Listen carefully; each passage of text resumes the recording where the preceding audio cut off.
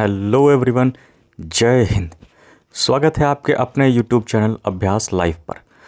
हम लोग theme based idiom पढ़ रहे थे और इसके आज क्लास 4 में हम लोग पढ़ेंगे हॉर्स से रिलेटेड एडियम्स को। अब भाई घोड़ा जो है हॉर्स, ये लॉयल्टी यानी वफादारी का भी निशानी है, ये तेज का भी निशानी है। और ये जो घोड़ा है, ये जो हॉर्स है, ये साथ ही साथ चने खाकर बिल्कुल तगड़ा रहता है, तो खाने पीने का भी एक तरीके से ले सकते हैं। तो आइए देखते हैं कि हॉर्स से कौन कौन से वर्ड मीनिंग एग्ज़ाम में पूछे जाते हैं। चलिए शुरू करते हैं। तो पहला वर्ड मीनिंग है आपका डार्क हॉर्स। डार्क हॉर्स का मतलब क्या होता है भाई? छुपा रुस्तम, एक अननोन या अनएक्सपेक्टेड विनर। आमतौर पे देखे होंगे कि आप जब क्लास में पढ़ाई करते हैं तो क्लास में पढ़ाई करने के दौरान कुछ बच्चे ऐसे मिलते हैं जिनके बारे में आपको पता ही नहीं होता है। वो आपके बगल में बैठा रहता है, आपके पीछे बैठा रहता है, चुपचाप अपनी पढ़ाई करता रहता है। लेकिन एक बात आपको पता है कि मेहनत इतनी खामोशी से करो कि सफलता शोर मचा दे। आपको पता ही नहीं रहता है उस लड़के के बारे में। जब वो रिज़ल्ट देता है, जब वो क्वालिफाई करता है, तब पता चलता है ओहो, ये घोड़ा तो एकदम अंधेरे में था यार, ये तो उजाले में अब आया है, ये तो डार्क हॉर्स है, छुपा रुस्तम था भाई ये। कि अननोन और अनएक्सपेक्टेड विनर को डार्क हॉर्स कहा जाता है। जैसे देखिए, ये काला घोड़ा, सारे सफ़ेद घोड़े एक लाइन से दौड़ रहे थे, लेकिन ये जो है बाद में आगे निकल गया।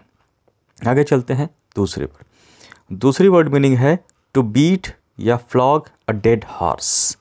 अब देखो यहाँ पर या तो दिया रहेगा to beat a dead horse या फ्लॉग अ डेड हॉर्स।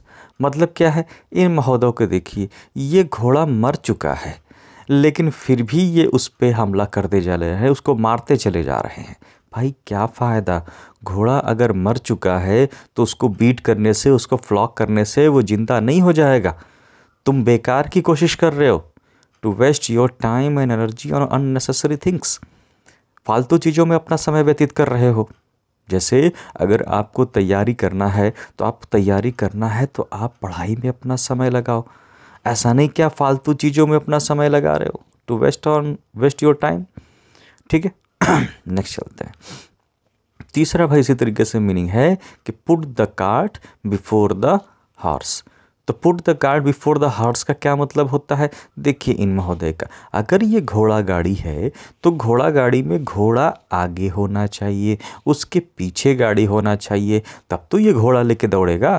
अब घोड़ा बेचारा जो है वो पीछे है और गाड़ी आगे है, और ऊपर से मालिक अंगुली दिखा रहा है कि भाई सीधे चल, आगे चल चल, अब दौड़, भाग बसंती भाग, तेरी इज्जत का सवाल है। अरे इज्जत तो पहले तुम्हारी जा रही है यार।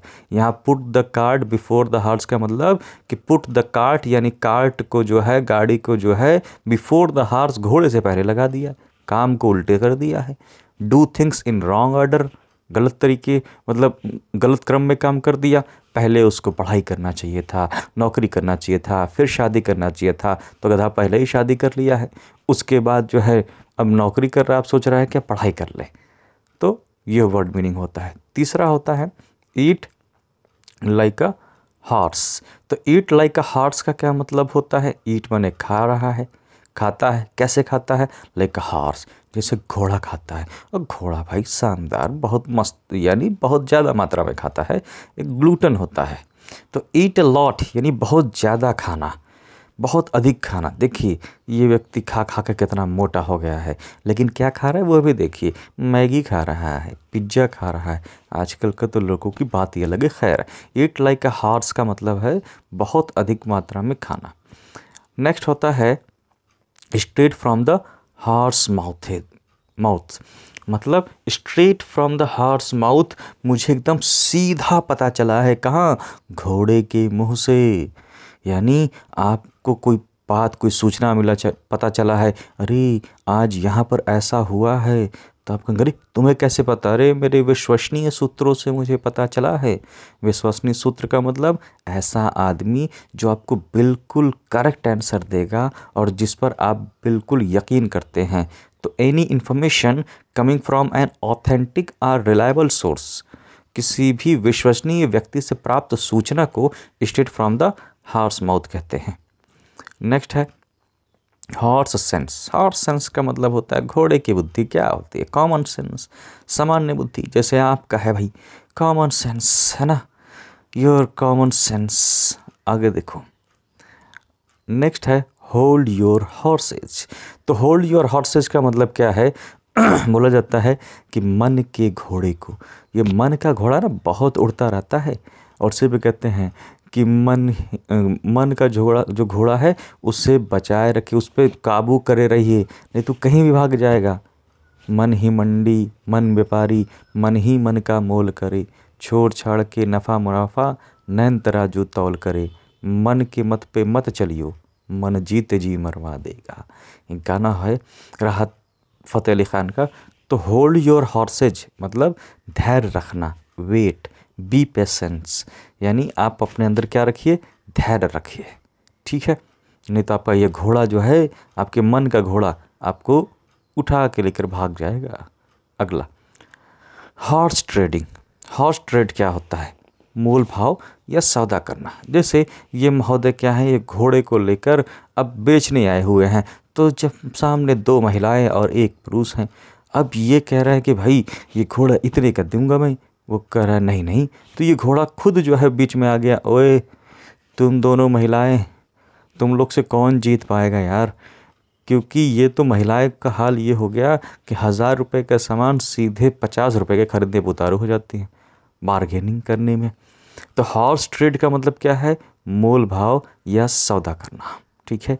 तो हॉर्स से रिलेटेड ये 8 इंपॉर्टेंट मीनिंग्स को हम लोग देख चुके हैं, जिसमें से पहली वर्ड मीनिंग थी डार्क हॉर्स, जिसका मतलब था एन अननोन और अनएक्सपेक्टेड विनर, छुपा रिस्तम। दूसरा मीनिंग था to beat flog a dead horse, यानी to waste your time and energy on unnecessary things. तीसरा था put the cart before the horse, कोई काम उल्टे से शुरू करना, यानी do things in wrong order. और ईट लाइक अ हॉर्स का मतलब बहुत ज़्यादा खाना, ईट अ लॉट। और straight from the horse's mouth का मतलब विश्वसनीय व्यक्ति से प्राप्त सूचना। और हॉर्स सेंस का मतलब common sense. Hold your horse's का मतलब वेट या बी पेशेंट। हॉर्स ट्रेड का मतलब मोल भाव या सौदा करना, अर्थात बार्गेनिंग करना।